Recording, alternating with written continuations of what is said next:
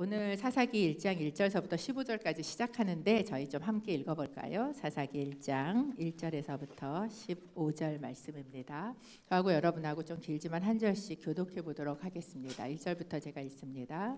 여호수아가 죽은 후에 이스라엘 자손들이 여호와께 물었습니다. 우리를 위해 누가 먼저 올라가 가나안 사람들과 싸워야 합니까? 할 것이다. 내가 이 땅을 그들 손에 주었다. 그때 유다 지파가 그 형제 시므온 지파에게 말했습니다. 우리와 함께 우리의 몫이 된 땅으로 올라가 가나안 사람들과 싸우자. 그러면 우리도 너희 몫이 된 땅에 너희와 함께 가겠다. 그리하여 시므온 지파가 그들과 함께 갔습니다. 유다 지파 사람들과 브리스 사람들을 그들 손에 넘겨주셨고 그들은 베색에서 1만 명을 무찔렀습니다. 그들은 베색에서 아도니 베색을 만나 그와 싸우고 가나안 사람들과 브리스 사람들을 무찔렀습니다. 아도니 베색이 도망쳤지만 그들은 쫓아가 그를 사로잡아서 그의 엄지손가락과 엄지발가락을 잘라버렸습니다. 그러자 아도니 베색이 말했습니다. 70명의 왕들이 그들의 엄지손가락과 엄지발가락을 잘린 채 내 상 아래에서 부스러기를 주워 먹었는데 이젠 내가 한 그대로 하나님께서 내게 갚으시는구나. 그들은 그를 예루살렘으로 끌고 갔고 그는 거기에서 죽었습니다. 유다 지파가 예루살렘을 공격하고 점령했는데 유다 지파는 도시를 칼로 치고는 불을 질렀습니다. 그 유다 지파는 산간지대와 남쪽 지방과 서쪽 평지에 살고 있던 가나안 사람들과 싸우러 내려갔습니다. 유다 지파는 헤브론에 살고 있던 가나안 사람들을 공격해서 세세와 아히만과 달메를 죽였습니다. 헤브론의 이름은 원래 기럇 아르바라고 불렸습니다. 그곳에서부터 그들은 드빌에 살던 사람들을 공격했습니다. 드빌의 이름은 원래 기럇세벨입니다. 갈렙이 말했습니다. 기럇세벨을 무찔러서 차지하는 사람에게는 내가 내 딸 악사를 아내로 주겠다. 그러자 갈렙의 동생인 그다스의 아들 온니엘이 그곳을 점령했습니다. 그리하여 갈렙은 그에게 자기 딸 악사를 아내로 주었습니다. 악사가 결혼하자 아버지로부터 밭을 얻자고 악사가 온니엘을 부추겼습니다. 악사가 나귀에서 내리자 갈렙이 그녀에게 물었습니다. 내가 무엇을 15절 함께 있습니다. 악사가 대답했습니다. 제게 특별한 선물을 주십시오. 아버지가 제게 남쪽 땅을 주셨으니 또한 샘물도 제게 주십시오. 그러자 갈렙은 그녀에게 윗샘물과 아랫샘물을 주었습니다. 아멘. 사사기가 여러분에게 익숙하십니까? 교회를 어릴 때부터 다닌 사람들은 그래도 사사기에 나오는 얘기를 조금씩 들은 게 있어요. 어릴 때 300용사를 데리고 무찌른 기드온 이야기라든지 아니면 이 막 밀어서 이렇게 성전을 무너뜨린 삼손의 이야기라든지 이런 이야기들을 어릴 때 사실 재미있게 듣습니다. 그러면서 이스라엘을 그 침략자로부터 구원한 그런 재미있고 멋진 영웅의 이야기구나 이런 이야기들을 어릴 때 듣습니다. 그러면서 이제 뭐가 연상이 되냐면 마치 우리가 봤던 슈퍼맨이나 아니면 캡틴 아메리카와 같은 그런 이제 이미지를 저희가 이렇게 떠올리면서 이 이야기를 재미있게 듣지 않습니까? 사실 어릴 때는 영웅 이야기가 되게 재미있어요. 근데 이제 제가 나이가 들고 또 말씀을 이렇게 더 많이 읽고 공부를 하면서 그러면서 느껴지는 느낌은 뭐냐 하면 이 영웅들이 생각보다 그렇게 멋지지 않아요. 그리고 별로 완전하지도 않고 굉장히 흠도 많고 문제도 많은 그런 영웅들이라는 것을 저희가 보게 됩니다. 요새 나오는 영웅들도 사실 저희가 어릴 때 봤었던 뭐 아주 원조는 007이 되나요? 뭐 600만 불의 사나이 또는 뭐 슈퍼맨 뭐 이런 때 나왔던 그런 그 영웅들은 굉장히 바르고 또 이 나라를 막 구하고 뭐 이런 일들을 막 하는 데에 비해서 요새 나오는 영웅들을 여러분이 이렇게 영화나 보면 그 사람들이 그렇게 굉장히 건설적이지도 않고 그리고 오히려 어떤 면으로는 굉장히 문제들을 일으키고 본인 스스로도 자기가 가지고 있는 정체성이나 이런 사명에 대해서 왔다 갔다 하고 이러는 거를 보게 되지 않습니까? 뭐 이렇게 마블 코믹스에서 이제 그런 어벤져스 같은 영화들을 만들면서 그런 히어로들이 많이 등장을 하는데 뭐 예를 들어서 헐크 이런 사람도 보면 막 화가 나야 이제 이 힘이 나오는데 근데 오히려 그걸로 어떤 뭐 구원하는 일을 하기도 하지만 또한 그에 파생되는 많은 문제들을 일으키기도 하고 그래서 헐크가 가장 힘이 그가 하는 것 중에 가장 큰 능력은 팬티가 찢어지지 않는 거다 뭐 그런 얘기가 있을 정도로 뭐 하여튼 그런 문제들도 있고 또 예를 들면 지난번에 나온 아이언맨이라는 그 영화에서도 그 사람이 굉장히 자기의 감정과 또는 자기의 상처나 이런 걸 가지고 막 갈등을 유발하고 문제를 일으키는 그런 것들도 저희가 보게 됩니다. 이 사사기에 나오는 영웅들 또 요새 등장하는 영웅들 상당히 비슷하게 영웅은 영웅인데 2%가 부족한 것 같은 약간은 허접한 것 같은 그런 영웅들인 것 같은 생각이 이렇게 듭니다. 굉장히 그리고 이게 비슷하다는 느낌이 들어요. 왜냐하면 시대가 비슷하기 때문에 그래요. 시대가 사실 영웅을 만들고 영웅의 이미지를 그리는데 시대가 굉장히 사사기와 지금 시대는 비슷합니다. 그래서 제가 사실은 이 사사기를 굉장히 얼마 전 꽤 전서부터 한번 꼭 설교를 하면서 제가 찬찬히 좀 봐야지 이런 마음이 있었어요. 근데 사사기에 대한 이런 그 자료들이 생각보다 많지 않고 또 설교도 그렇게 많지 않습니다. 오히려 어릴 때에는 이런 영웅 이야기 몇 개로 듣지만 사실 이걸 깊이 있게 설교를 하는 내용이 별로 그렇게 많지 않고 이거에 대한 자료도 그렇게 많지 않은 것을 보게 됩니다.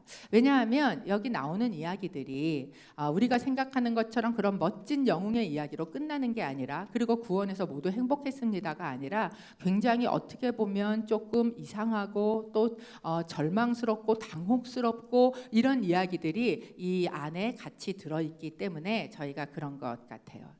그래서 이제 제가 이 제목을 뭘로 잡을까라고 생각을 하다가 저한테 떠오른 문구가 바로 우리들의 일그러진 영웅이라는 이문열 씨의 소설의 제목이지 않습니까?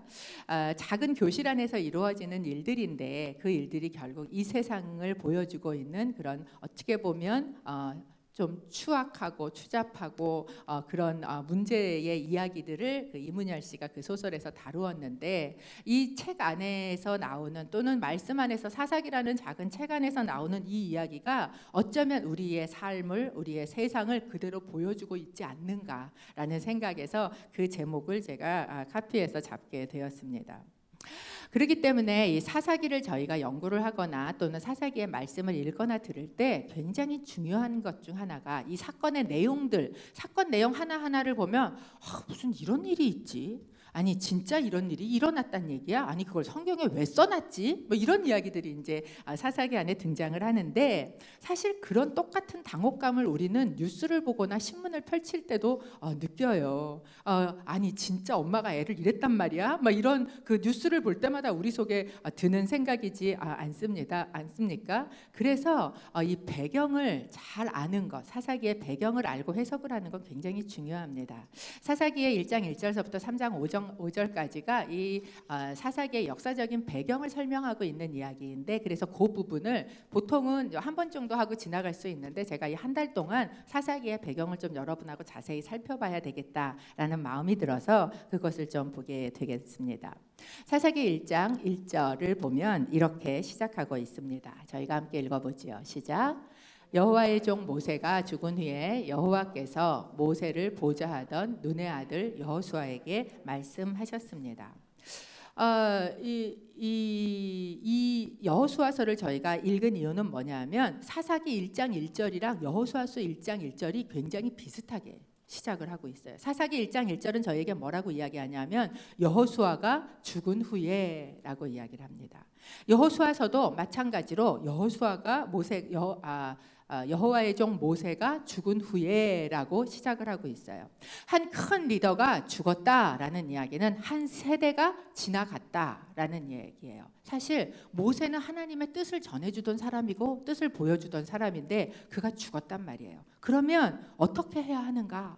모두 다 주저앉아 있을 때 어떤 일이 일어났어요? 하나님께서 여호수아에게 말씀하셨어요. 여호와의 종 모세가 죽은 후에 여호와께서 모세를 보좌하던 눈의 아들 여호수아에게 말씀하셨습니다. 라고 여호수아서 1장 1절이 이야기를 하고 있죠. 그러니까 어떻게 하셨는가? 모세가 죽은 후에 하나님께서 말씀하셨어요. 그리고 여호수아서가 끝나는 23장에 보면 23장 3절에 이렇게 이야기를 하고 있습니다. 너희는 너희 하나님 여호와께서 너희를 위해 이 모든 민족들에게 하신 일들을 다 보았다. 너희를 위해서 싸우신 분은 너희 하나님 여호와이시다. 이 여호수아서는 시작도 누가 시작을 하고 모세가 죽은 후에 하나님께서 말씀하시는 걸로 시작하고, 그리고 이 끝도 누구로 마무리를 짓고 있는가? 바로 이 하나님께서 하셨다라는 것을 이야기하고 마무리를 짓고 있어요. 즉 여호수아서는 전쟁의 책인데 이 전쟁이 시작을 해서 끝날 때까지 이 전쟁의 시작은 누구셨다? 하나님이셨고, 그 과정도 하나님이셨고, 그리고 그 끝도 하나님이셨다라는 이야기를 하고 있는 거예요. 여러분, 우리의 삶에요 알파와 오메가는 하나님이세요. 이 세상도 마찬가지입니다. 그것을 성경은 저희에게 보여주고 있어요. 이제 사사기가 시작하면서 여호수아가 죽은 후에 라고 이야기를 해요. 그러면 이거를 읽는 독자들은 이제 또 여호수아가 죽었어? 다음 세대가 일어났네? 그러면 또 어떻게 됐지? 라는 것을 궁금하게 느끼도록 똑같은 이야기를 반복해서 이렇게 하고 있습니다. 그런데 이제 성경을 읽어보면 사실 저희는 사사기의 내용이 어떤지 좀 알고 있는 분들이 많이 있지요. 사사기의 책은요 끝없이 추락해가는 이야기를 그리고 있어요. 그래서 사사기의 1장의 시작은 굉장히 어떤 승리와 전쟁의 영광을 이야기하고 있다면, 이 이야기가 끝날 때는 이렇게 점점 하얀 곡선을 그리고 바닥으로 치닫다가 정말 바닥도 아닌 저 밑바닥으로 곤두박질을 친 그런 이스라엘의 모습을 저희에게 보여주고 있는 것입니다. 그렇다면 이렇게 실패한, 그리고 이렇게 잘못된 이야기들을 적고 있는 이 성경을 저희가 왜 봐야 하고 왜 알아야 하는가 하는 것이에요. 사사기는 사실은 하나님의 신실하심을 보여주는 책입니다. 사실 사사기에 등장하는 이스라엘은요 끊임없이 불신실해요. 얼마나 하나님 앞에 성실하지 못한지 몰라요. 여호수아서 맨 마지막에 우리는 하나님만 섬기겠습니다 라고 말한 게 무색할 정도로 끊임없이 하나님 앞에 충성되지 못하고 신실하지 못하고 성실하지 않은 그런 모습이에요.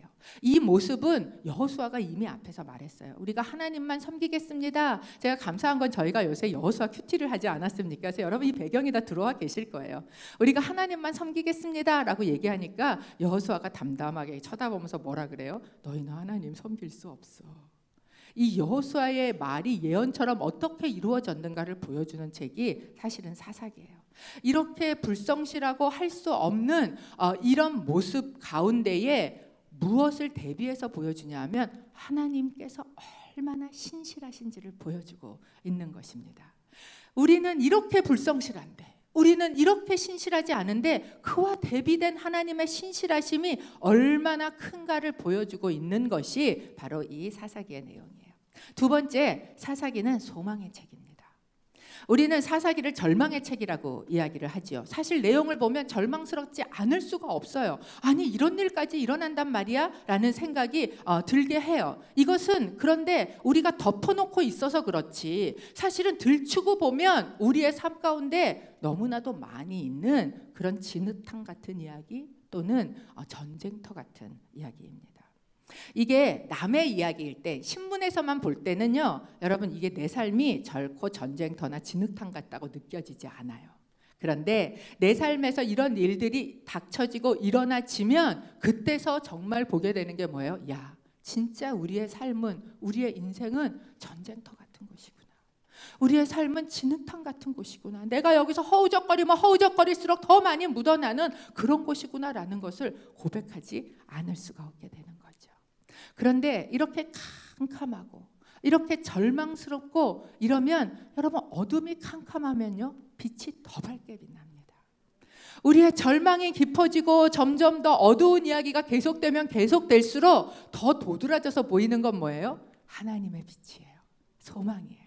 그렇기 때문에 이 사사기는 단지 실패와 어둠을 이야기하려는 게 아니라, 우리의 실패와 타락을 이야기하려는 게 아니라, 절망을 이야기하려는 게 아니라 하나님의 신실하심이 곧 우리의 빛이 된다는 것을 보여주고 있는 책이기 때문에 저는 사사기가 소망의 책이라고 믿습니다. 여러분하고 그 말씀들을 이제 앞으로 나누어 가게 될 것입니다. 그리고 이제 이스라엘 백성들이 이 가나안에서 이제 새로 시작을 하는 그런 상황이지 않습니까? 전쟁을 치렀어요. 그리고 이제 가나안에서 시작을 해요. 이 상황은 무엇과 똑같냐 하면 우리가 하나님을 믿고 예수 그리스도를 믿고 우리의 삶에 구원을 얻었어요. 그리고 정말 어떤 것을 체험하기도 했고, 그리고 어떤 평안을 얻기도 했고, 또는 문제가 해결되고 병이 낫기도 하고 뭐 이런 일들을 여러분이 경험을 했어요. 그러면 그것으로 끝인가? 아니라는 거예요. 이제부터 새로운 삶의 시작이 되는 거예요. 이것이 바로 사사기의 시대적인 세팅입니다. 이제 사사기는 가나안에 들어가서 전쟁도 치렀고 승리도 해봤고, 그리고 하나님께서 하시는 놀라운 기적도 받고 막 해도부터 잡아놓고 이런 일들을 경험했는데, 가나안에 들어가서 이제 그들의 삶은 또 새로운 시작을 하고 있다는 거예요.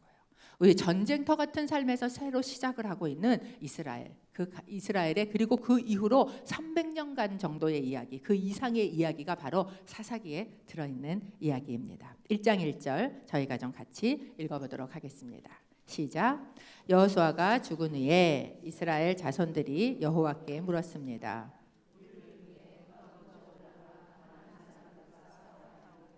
이스라엘 자손들이 여호와께 물어보고 있어요. 뭐라고 물어봅니까? 누가 먼저 올라가서 싸워야만 됩니까? 라고 물어보고 있는 거예요.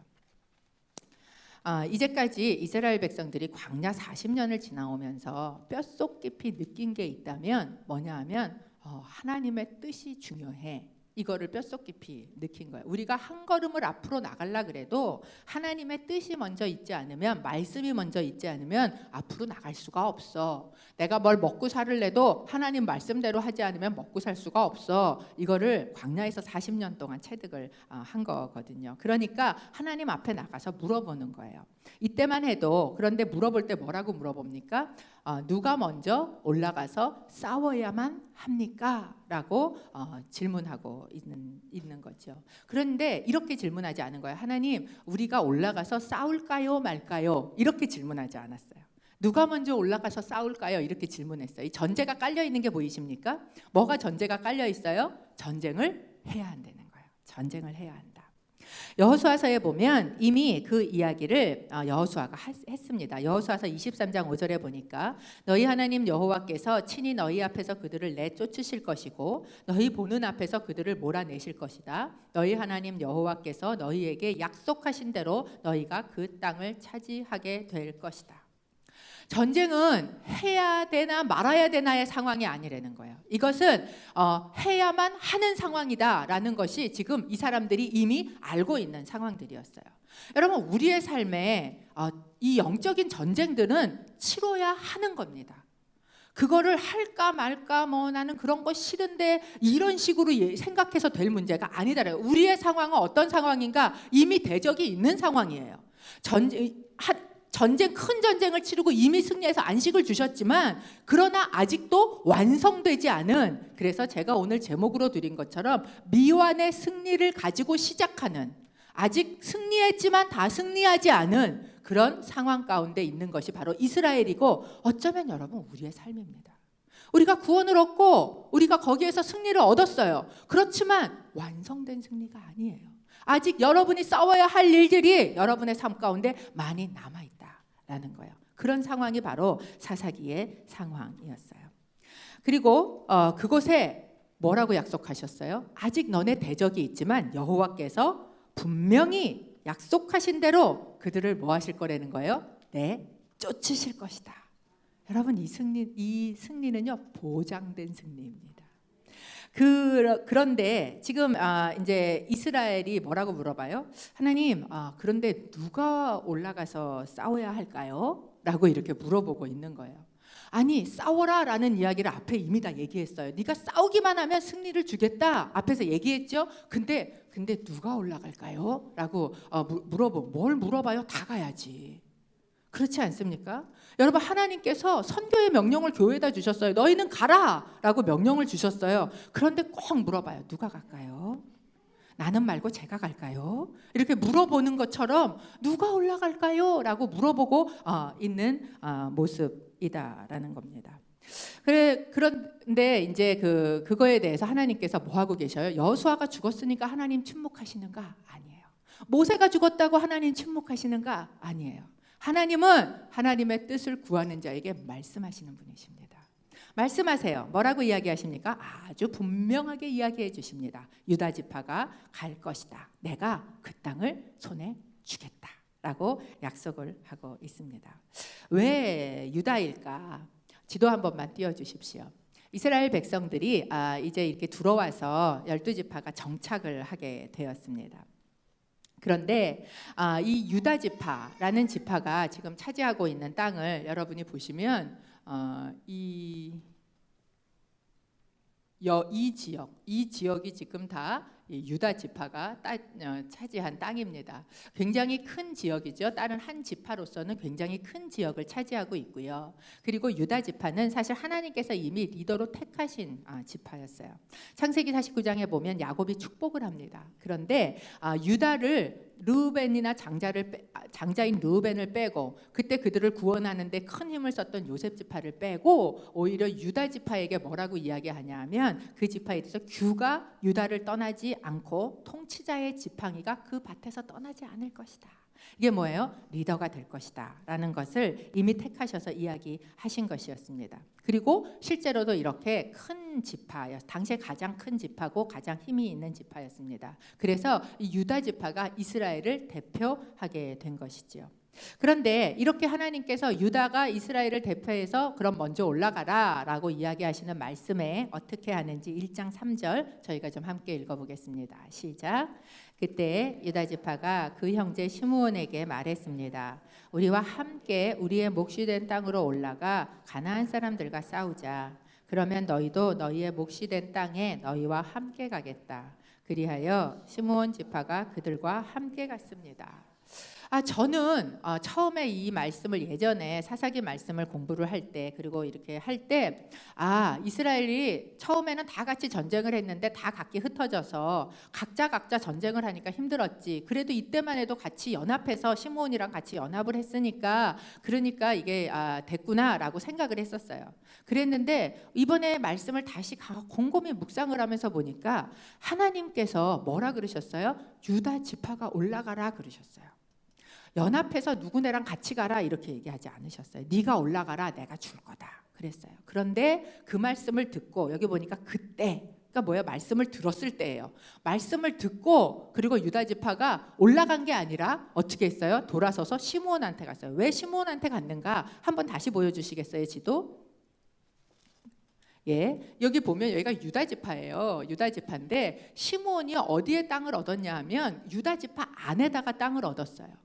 그러니까 이 시므온 지파가 굉장히 약한 지파고 거기다 유다랑 시므온은요 누가 같습니까? 엄마가 같아요. 그러니까 같이 조금 친근했던 데다가 가장 약한 지파다 보니까 유다 지파 안에다가 이렇게 땅을 얻어서 겉에를 유다 지파가 보호해주고 약해서 그 안에 들어가서 있게 이렇게 땅을 얻은 거예요. 그러니까 가까이 있었고 가까이 땅에 있다는 이야기는 뭐가 비슷하다는 얘기예요? 이해관계가 비슷하다는 얘기예요. 그러니까 시므온에게 간 거예요. 하나님 얘기하셨는데 시므온에게 가서 도와주자. 네가 우리 도와서 같이 올라가 주면 내가 니네 도와서 땅 할 때 같이 해줄게. 이렇게 이야기를 한 거예요. 그리고 함께 갔어요. 여러분 이 전쟁은요 누가 치르는 전쟁이에요? 하나님이 치르는 전쟁이에요. 전쟁의 주어는 누구였는가? 하나님이셨어요.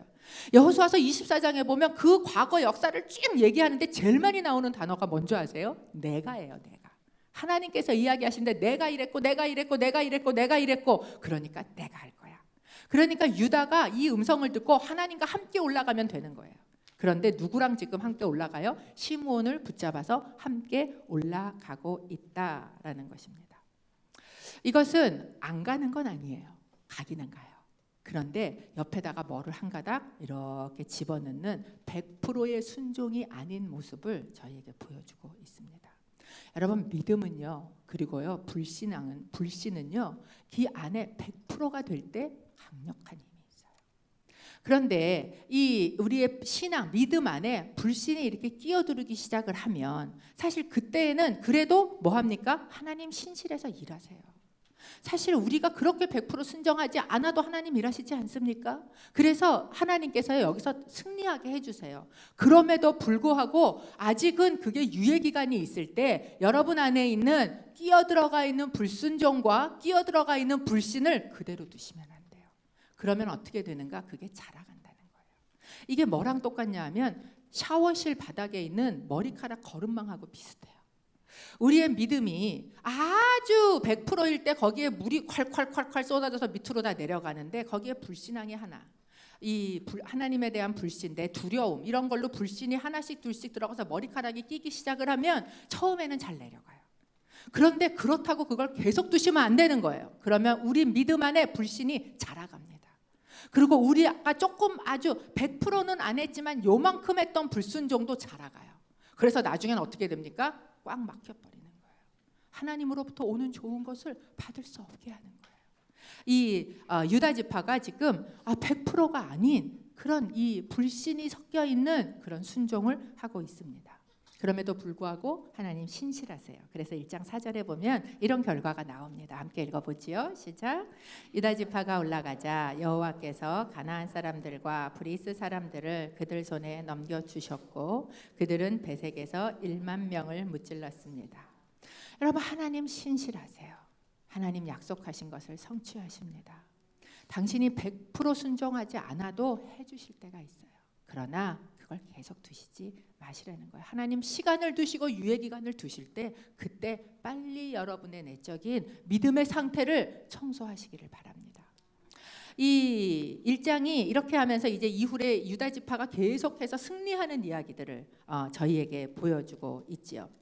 이 승리한 굉장히 막 이상한 이야기 아도니 베색이라는 사람을 이렇게 해서 그 엄지 손가락을 자르고 발가락을 자르고 이런 이야기가 이제 나오지 않습니까? 얼마나 승리를 했는가라는 것을 보여주고 있지만 그 안에서도 사실은 유다의 어떤 불신앙이나 이런 모습들이 들어가 있는가가 또 뒷배경에 있어요. 근데 그 부분은 제가 다음 주에 여러분하고 좀 같이 나누고 오늘 여러분하고 이야기하고 싶은 건 뭐냐면 이 유다 지파의 승리를 쭉 이야기를 하면서 이런 놀라운 승리들이 있었던 걸 이야기하면서 거기에 하나님께서 주목하시는 한 가정이 있어요. 주목하는 그 가정이 누구냐 하면 갈렙이라는 사람의 가정입니다. 그래서 갈렙의 이야기가 그 다음에 나오는데 1장 10절에서 13절까지 말씀을 저희가 좀 같이 읽어보겠습니다. 시작. 유다 지파는 헤브론에 살고 있던 가나안 사람들을 공격해서 헤브론의 이름은 원래 기럇 아르바라고 불렸습니다. 그곳에서부터 그들은 드빌에 살던 사람들을 공격했습니다. 드빌의 이름은 원래 기럇세벨입니다. 갈렙이 말했습니다. 기럇세벨을 무찔러서 차지하는 사람에게는 내가 내 딸 악사를 아내로 주겠다. 그러자 그나스의 아들 온니엘이 그곳을 점령했습니다. 그리하여 갈렙은 그에게 자기 딸 악사를 아내로 주었습니다. 이야기를 읽어보시면 이거 어디서 읽었는데? 이런 생각 안 드십니까? 이 이야기가 사사기에 있었던 이야기인 것 같지만 사실은 여호수아 시대에 있었던 이야기입니다. 그리고 여호수아 시대에 이 비슷한 이야기를 이미 더 소상히 기록해 놓았고 2번이나 기록을 해놓고 있는 이야기예요. 이 갈렙의 이 정복 이야기는. 그런데 마치 사사기에 있었던 일처럼 여기에다 중간에다 이 긴 내용을 넣고 똑같은 이야기를 또 넣고 있단 말이에요. 왜 그러느냐라는 거예요. 이 유다 지파의 승리, 특별히 유다 지파가 특별히 갈렙이 헤브론을 취했던 이 이야기는 이제 이 헤브론이라는 곳이 어디예요? 나중에 다윗이 왕으로 세움을 받는 왕적인 존재로 나오는 굉장히 중요한 자리이기 때문이기도 하고 또 하나 유다 지파에게는요 뭐예요? 아주 전설적인 그런 영웅담이에요.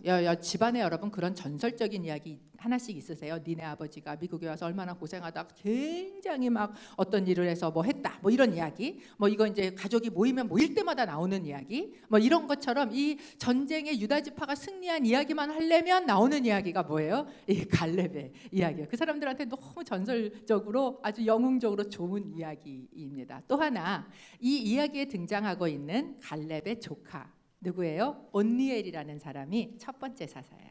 그러니까 이 첫 번째 사사가 등장하기 위한 징검다리를 놓기 위해서 이전에 있었던 사건의 이야기를 여기다 한번 또 기록하고 있는 겁니다. 그런데 진짜 중요한 이유는 세 번째예요. 무엇이냐 하면 이제 이스라엘 백성이 가나안에 왔어요. 그리고 이 가나안에서 새로 삶을 시작하는 거예요. 이곳에서의 삶은 광야에서 삶하고 달라요. 이제 또 새로운 상황 가운데 들어와요. 내가 그 하나님을 경험한 이제까지 살아왔던 세팅과 또 다른 세팅을 가지고 내가 살아가야 할 그때에 이제 시작인데, 이 시작을 하는 상황에서 아직도 완성되지 않은 승리를 가지고 사는 이 이스라엘 백성에게 하나님께서 보여주시고 싶은 샘플이 있는 거예요. 전쟁은 이렇게 하는 거야. 거기에서 너네 앞으로 전쟁할 거지? 전쟁 다 안 끝났지? 이제 전쟁할 건데 전쟁은 이렇게 하면 돼 라고 샘플로 보여주고 싶은 사람이 누구냐? 바로 이 갈렙이다 이라는 사람입니다. 이 갈렙이라는 사람은 어떤 사람이냐면 헤브론을 아시죠? 이제 이스라엘 백성이 출애굽할 때 여호수아와 1세대에 있었던 두 사람이고 정탐으로 나갔을 때 아낙 자손을 눈으로 봤어요. 그럼에도 불구하고 다른 사람들은 다 와, 전력 차이 엄청나네, 저기는 사람인데 우린 메뚜기네 라고 생각이 들었는데 갈렙은 그들이 뭘로 보였어요? 밥으로 보였던 사람이고 그 믿음이 있었던 사람이기 때문에 헤브론에 누가 살았냐면 아낙 자손들이 살았거든요. 이 아낙 자손들이 살고 있던 이 헤브론을 지금 뭐 하는 거예요? 내가 요청해서 받고 있는 거예요. 누구도 제발 우리 지역을 이 헤브론 쪽은 좀 피해서 줬으면 이런 생각이 든단 말이죠. 왜냐하면 전력 차이가 너무나 많이 나니까. 이거는요 상식 이상의 행동이에요. 여러분, 우리가 이게 비교를 해봐서 너무나 전력 차이가 나면 뭐 하는 게 장땡이에요? 도망가는 게 장땡이에요. 이 앞에서 상식적인 사람은 이렇게 전력 차이가 날 때 싸우지 않습니다. 그런데 갈렙은 일부러 그것을 받아서 거기에다 싸움을 걸고 있는 거예요. 무슨 얘기예요? 이 사람은 믿음의 사람이에요. 여러분, 믿음은요 상식을 뛰어넘어요. 그렇다고 믿음이 항상 비상식적이라는 이야기는 아니에요. 어떤 사람만 믿음을 가지고 비상식적인 얘기 사람들한테 막 하고 다니면서 난 믿음이다 이러시는 경우도 있지만, 그러나 여러분, 믿음은요 상식의 수준을 뛰어넘는 것이기도 해요. 만약에 우리가 상식 안에서만 갇혀서 지낸다면 우리의 삶은 상식적인 걸로 끝나요. 거기엔 하나님이 개입하실 수 있는 아무것도 없어요. 그런데 하나님이 약속하신, 그리고 내가 믿음으로 바라본 그것으로 상식을 뛰어넘을 때 우리의 삶에 하나님의 수준의 일이 일어나는 줄로 믿습니다. 갈렙이 그런 사람이었다라는 거예요. 그런데 이 사람이 어떤 사람이었는가 하는 것을 여호수아서 14장 14절에서 한번 얘기를 하고 15장에 또 이야기를 하는데 이렇게 이야기를 합니다. 따라서 헤브론은 오늘날까지 그니스 사람 여분네의 아들 갈렙의 유산이 됐습니다. 그가 이스라엘의 하나님 여호와를 마음을 다해 따랐기 때문입니다. 개역개정에 보면 이게 충성스러웠다라고 이야기를 하고 있습니다. 하나님 앞에 그 믿음이 충성이 될 때 그 헤브론이 이 사람 거가 됐다라고 이야기를 하는데, 이 사람이 어떤 사람인가? 여기 보니까 그니스 사람 여분네의 아들 갈렙이다라고 이야기를 하고 있습니다. 이 사람이 이 그니스 사람이다라고 이야기를 하고 있는 이유는 뭐 아니라고 주장을 하는 사람들도 있지만, 성경을 보면 이 그니스 사람이 유대인이, 그러니까 이스라엘 사람이 아닌 걸로 등장을 하고 있어요. 어디냐 하면 창세기 15장 18절입니다. 좀 읽어볼까요? 시작. 그날에 여호와께서 아브라함과 언약을 맺으시며 말씀하셨습니다. 내가 네 자손에게 이집트 강에서부터 큰 강 유브라테스 강까지 이 땅을 주었다. 곧 겐 족속과 그니스 족속과 감몬 족속과. 그러니까 하나님께서 이스라엘에게 주신 이 이집트에서부터 이 유브라데 강까지 주신 그 큰 넓은 땅에 들어있던 누구라는 거예요? 이방인 중에 한 족속이 바로 그니스 족속이다라는 겁니다. 그런데 이 그니스 족속이 어떻게, 그 중에 이제 갈렙 집안이죠. 그 중에 이 갈렙 집안이 어떻게 해서 이집트 가서 살게 되었는지는 잘 모르겠지만, 이 사람들이 이 이집트에서 살게 되었다가 이집트에서 출애굽할 때 이스라엘만 나온 게 아니라 거기 섞여서 나온 여러 종족들이 있었거든요. 특별히 이 모든 일들을 보면서 하나님을 믿게 된 사람들이 이제 같이 나온 그 종족 중에, 그 지파 중에 하나였기 때문에 바로 그니스 족속이다라고 그 앞에다가 꼭 갈렙을 이야기할 때 이야기를 하고 있어요. 그리고 그니스 족속 여분네의 아들이다라고 이야기를 합니다. 이 여분네라는 말의 원어가 어디에서 왔냐면 돌아서다라는 데서 왔어요.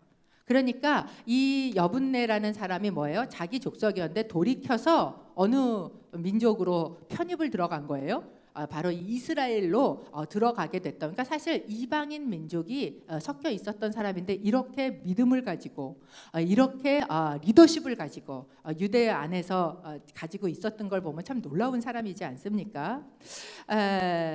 사실은 이 갈렙, 이 케일럽이라는 말도요, 개라는 뜻이 들어있어요. 그러니까 모르겠어요. 이게 뭐 나중에 유대인들이 그랬으니까 꼭 그렇지 않을 수도 있지만 만약에 이방인이기 때문에 그런 이름이 붙여지지 않았을까라는 추측을 하시는 분들도 사실은 계십니다. 어쨌건 이 갈렙이라는 사람이 헤브론을, 아낙 자손인 그 헤브론을 달라고 요청을 해서 그곳에서 이 아낙 자손들을 죽이지요. 그리고 헤브론을 정복을 하게 됩니다. 그런데 이 사람이 그걸로 그치지를 않아요. 그리고 어떻게 합니까? 그 밑에 저쪽에 있는 드빌까지도 정복해야 되겠다라는 생각을 한다는 거예요. 아까 그 지도 한 번만 더 보여주시겠어요?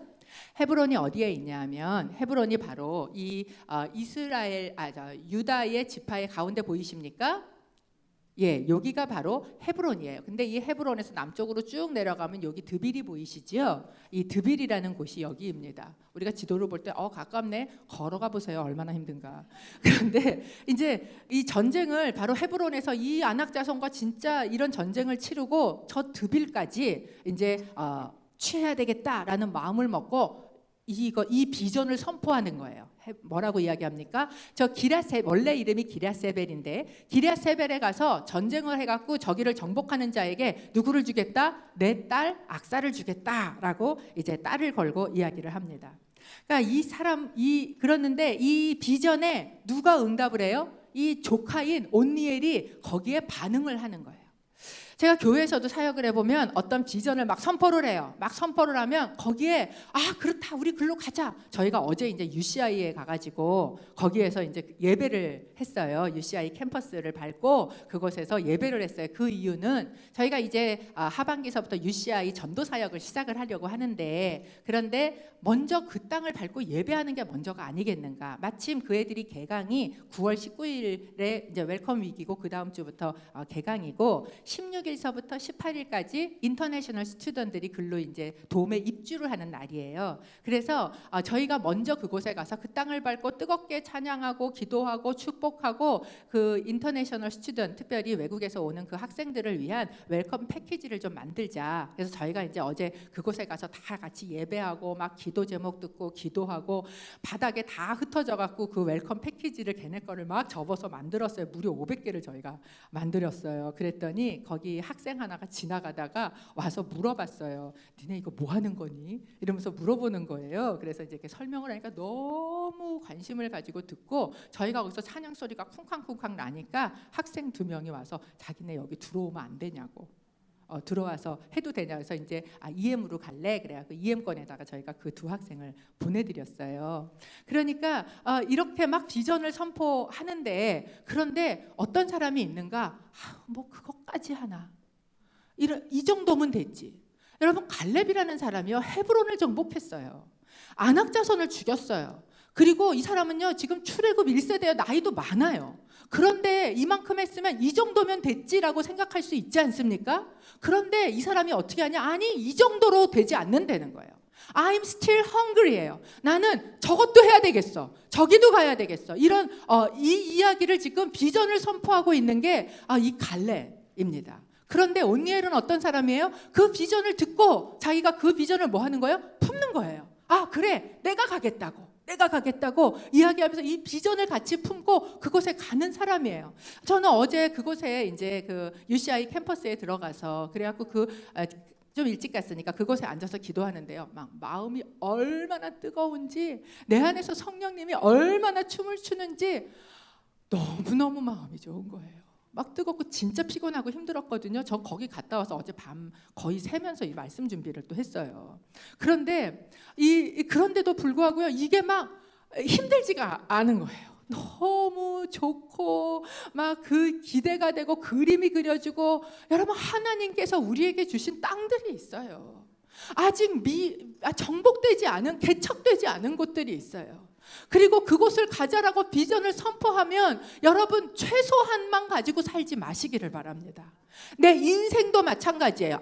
신앙생활도 마찬가지고 교회 생활도 마찬가지예요. 그냥 뭐 그것까지 하나, 뭐 주중에까지 예배를 나가나, 바빠 죽겠고 힘든데, 갈 곳도 너무 많은데 내가 주일 예배 드리면 됐지, 이러면서 그냥 최소한만 갖고 신앙생활을 하시는 분들이 있다는 거예요. 저는 여러분은 그런 분이 아니신 줄로 믿습니다. 그런데 여러분 최대한을 하세요. 최대한을 구하세요. 그럴 때 하나님께서 주십니다. 바로 그것이 갈렙과 온니엘이 보여주는 모습인데, 제가 여기서 보고 싶은 사람이 누구냐? 악사라는 여인이에요. 이 악사라는 여인이요, 아마 그 집안에서 제일 아빠를 닮은 딸인 것 같아요. 이 진짜 갈렙하고 비슷한 여자예요. 왜냐하면 아버지가 헤브론을 요청해서 받잖아요. 이 여인이 이제 사실 자기 원한 것도 아닌데 이제 조카라 온니엘하고 결혼을 하게 됐어요. 그러면 왜 내가 뭐 이렇게 아빠가 해서 결혼을 해야 돼, 뭐 이럴 수도 있는데, 한 발 더 나서서 온니엘한테 막 얘기를 해요. 밭을 구하자.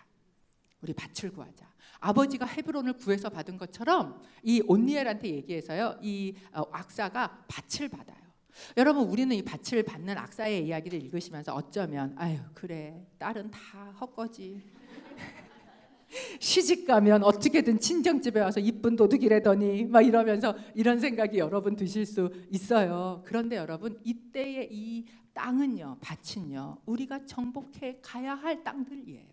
우리의 사명이고 우리의 전쟁들이에요. 그런데 이 악사가요, 어떻게 하는 줄 아십니까? 우리 구하자, 아버지에게 가서 구하자 라고 해요. 자기가 정복해야 될 땅들을 온니엘과 함께 그것을 더 구하고 나가는, 정말 아버지 같은 모습을 보여주는 여인입니다. 그리고 이 여인이 그것만 구하는 게 아니에요. 나귀를 타고 이제 아버지한테 가서 내리면서 아버지가 내가 뭘 해줄까? 너무 이제 딸을 아마 시집을 보내면서 그렇게 생각을 했던 것 같아요. 그러니까 이 여인이 뭐라 그럽니까? 아버지, 남쪽으로 아까 보셨죠? 남쪽 땅을 주셨는데 거기에 샘도 주세요. 이렇게 얘기를 하는 거예요. 아니 그러면 보자 하니까 이렇게 갈렙이 얘기할 것 같은데, 갈렙이 어떻게 합니까? 윗샘도 가지고 아랫샘도 가져라 라고 이 여인에게 주고 있는 거예요. 제가 이 사사기 1장에 등장하는 나귀 탄 여인 악사를 주목하고 있는 이유가 있습니다. 왜냐하면 이 사사기가 끝날 때요, 나귀를 탄 여인 한 명이 또 있어요. 두 개가 대비가 돼요. 그런데 그 여인은 어떤 여인인가? 그 여인은 베들레헴에 살던 레위인의 첩이었습니다. 그런데 이제 그 뒤에 가서 자세하게 여러분하고 나누게 되겠지만, 사사기 19장에. 그렇지만 이 여인이 뭐 어땠는지 모르겠어요. 당신은 뭐 첩이라는 문화가 굉장히 그래도 문화적인 거니까 그렇게 좋다 나쁘다를 저희가 얘기를 많이 할 수는 없지만, 그래도 또 레위인은 그렇게 살면 안 되는데 거기에 들어간 것도 사실, 그런데 성경에 보면 그나마 또 이 여인이 그 레위인에게 나쁜 짓을 하고 친정으로 가버렸대요. 그 나쁜 짓이 뭘까? 여인이 할 수 있는, 모르겠어요. 근데 아마 주로 이제 바람을 폈거나 이런 일이었던 것 같지요. 이 여인이 그렇게 자기 친정집에 갔는데 또 이 레위인이 그 여자를 찾으러 오지 않습니까? 그래서 그 남편하고 같이 오다가 이 여인이 어떤 일을 당합니까? 기브아에서 결국은 이 동성애를 요구하는 자들에게, 이거는 시대적인 문화 코드지요. 여기에 어떻게 됩니까? 융단을 당하게 되고, 그리고 이 여인이 결국은 거기서 죽게 되고, 그리고 12조각으로 잘려서 나귀를 타고 이스라엘 전 지파 쪽으로 흩어지게 되는, 여러분 이 사사기가 시작할 때 이 악사라는 여인은요, 너무 당당하게 나귀를 타고 하나님 앞에 나아가듯 아버지에게 나아가서, 아버지 땅을 주십시오, 아버지 그리고 샘도 주십시오 라고 구하는 그런 여인의 모습이었다면, 이 죄악이 가득하고 이 실패한 이스라엘 안에 보이는 나귀를 탄 여인의 모습은 살아있지도 않고 죽은 모습이고, 갈갈이 찢어진 모습이고, 피투성이가 된 모습이고, 그 나귀를 타고 가고 있는 이 여인의 두 모습이 너무나 대비되기 때문에 그렇습니다. 여러분, 이 시대 가운데요, 우리가 정신 차리지 않고 살지 않습니까? 그러면 우리는 그 문화에 찢겨서 죽어요. 우리가 정신을 차리고 하나님 앞에 나가서 구하지 않으면 어느새 이 시대의 문화는 우리를 잡아먹고 우리로 하여금 찢어서 죽은 시체처럼 그 나귀를 타고 다니게 만드는 거예요. 그래서 우리에게 지금 보여주시고 있는 이 악사라는 여인은 이 정말 전쟁터와 같은 이 진흙탕과 같은 너무나 우리가 대적하기 어려운 것 같은, 여러분 요새 문화가 얼마나 어렵습니까? 그를 대적하는 교회가 얼마나 어려워요. 점점 사람은 줄고, 그리고 이 문화는 우리가 어떻게 할 수 없는, 이미 거대한 한 큰 주류가 돼버려서, 그래서 여러분 동성애 문제도 우리가 다룰 수 없고 어떻게 할 수 없는 것 같이 돼버린 이 시대 가운데 하나님이 우리에게 주시고 있는, 보여주시는 청사진의 여인은 누구냐? 악사라는 거예요. 악사. 그래서 너희는 이 악사가 돼서 뭐 하려는 거예요? 하나님 앞에 나가서 구하려는 거예요. 우리가 다스리고 정복해야 될 땅도 구하고 또 뭣도 구합니까? 샘도 구해야 돼요. 여러분, 샘이 뭐예요? 이 이스라엘은 굉장히 건조한 땅이에요. 그래서 이 샘은요, 굉장히 하나님의 축복과 우리의 정말 목마름을 채울 것을 이야기하고 있습니다. 그런데 그걸 구하는데요, 어떻게 합니까? 더 줘요, 더 줘. 여러분, 여러분의 영적인 그 충만함을 하나님 앞에 구하세요. 안 구해서 못 주시죠. 구하는 자에게 하나님 주기를 원하세요. 여러분에게 지혜가 부족하세요? 후히 주시고 꾸짖지 아니하시는 하나님께 구하십시오. 하나님께서 구하시는 것 이상의 2배로 여러분에게 지혜를 주실 거예요. 내게 사랑이 부족하면, 내가 하나님 앞에 나가야 될 영적인 은사가 부족하면 여러분 구하십시오. 하나님께서 주십니다. 그런데 이 이스라엘 땅의 샘물은 특히 뭐를 의미하는 줄 아십니까? 이것을 의미하고 있어요. 요한복음 7장 38절에서 39절입니다. 저희가 좀 함께 읽어보죠. 시작. 누구든지 나를 믿는 사람마다 성경의 말씀대로 생수의 강이 그의 배에서 흘러나올 것이다. 이것은 예수를 믿는 사람들이 받게 될 성령을 가리켜서 하신 말씀이다. 그 배에서 생수의 강이 흘러나오는 샘물, 그 근원지가 되는데 그게 무엇인가? 그것이 성령이라는 거예요. 여러분, 이 드빌이라는 말의 뜻, 또는 기럇세벨이라는, 이 기럇세벨은 체계 도시라는 뜻이고요. 드빌이라는 말은 다바르라는 히브리어예요. 뭐예요? 말씀이에요. 말씀, 다바르. 그곳을 누가 지금 살게 된 거예요? 악사라는 여인이 살게 되었다는 거예요. 그것을 취하고 그것을 가지고 있을 때, 그럴 때 뭐를 구하면? 성령을 구하면 하나님께서 주신다라는 거예요. 여러분, 이 시대를 살아가는 우리는요, 성령을 구해야만 합니다. 우리가 성령을 구할 때 주님께서 이렇게 하셨어요. 너희가 악할지라도 너희 자녀에게 좋은 것을 줄 알거든 하물며 하늘에 계신 너희 아버지께서 구하는 자에게 성령을 선물로 주시지 아니하시겠느냐. 아직 완성되지 않은 미완의 승리를 가진 이 세대를 저희는 이제 살아가며 시작을 합니다. 그런 곳에서 내가 구원받았으니까, 내가 예수 믿었으니까, 내가 구원받았으니까, 이전에 내가 어떤 것도 체험했으니까 그냥 이 정도면 됐지, 최소한의 것을 가지고 여러분을 묶어놓지 마세요. 여러분의 삶에요, 아직 제일 좋은 건 안 왔어요.